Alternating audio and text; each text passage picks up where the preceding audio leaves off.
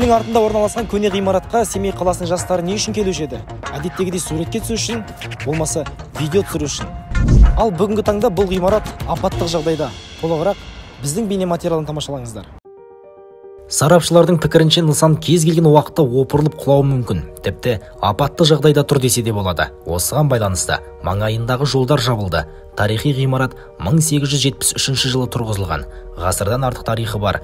Бұл нысан 2 рет отқа оранған. Бүгінде ғимаратты қайта қалпына келтіру бойынша ешқандай шара қабылданбады.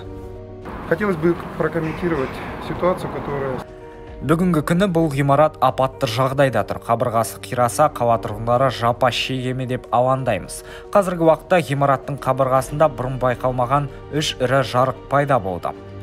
Тарихи объект орналасқан жер иесінің тапсырысы бойынша 3 ай ішінде ғимаратқа тексеру жұмыстары жүргізілді. Алматылық компания жүргізген тексеру жұмыстарының қорытындысы мүдделі және құзырлы органдарға дереу жеткізілді. Соның нәтижесінде жолдар жабылып, арнайы ленталармен қоршалды. Оқыс оқиғаларды болдырмаудың алдын алу үшін барлық қауіпсіздік шараларын қабылдап отырмыз, дейді серіктестік директоры. Мұның барлығы қауіп-қатердің алдын алу үшін жасалып отыр. Өйткені бұл көлік құралдары жиі қозғалып, адамдар көп жүретін қала орталығы. Біз жергілікті атқарушы билікті қала бойынша төтенше жағдай басқармасы мен ішкі істер басқармасына хабардар еттік. Бүгінгі таңда Шайжүнісов көшесі блоктармен, арнайы ленталармен қоршалынды. Әйтсе де, адамдар қауіпті аймақтағы белсенді жүріс-тұрысын азайтар емес. Қала тұрғындары ғимаратты апатты жағдайда деп санамайды. Күнде көріп көз үйренісіп қалған тарихи нысанды қимайды ма? Әйтеуір қаламызға көрік беріп тұрған ғимаратты тұрса тұра берсін деген оймен апатты жағдайда екендігін еш елеп ескермейді. Тұрғындардың басты мәселесі бұл ғана емес. Сонымен қатар, ғимараттың жанында тау болып үйіліп жатқан құмға қатысты шағым білдірді.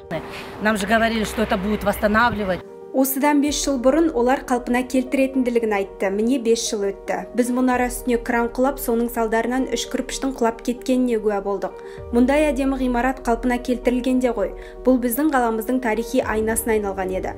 Мұндай ғимараттар қалған жоқ, өкінішті. Бізде ең маңызды мәселе үйіміздің жанында үйіліп жатқан құм. Бізде көліктер кіретін жалғыз ғана жол бар. Басқа еш жерде үйге келетін жол жоқ. Егер ғимарат құлап кетсе, бұл құмның бәрі бізге ұшады. Біз не істейміз? Онымен қалай күресеміз? Тұрғындар не істейміз деп әлек салуда. Бірақ бір нәрсе айқын.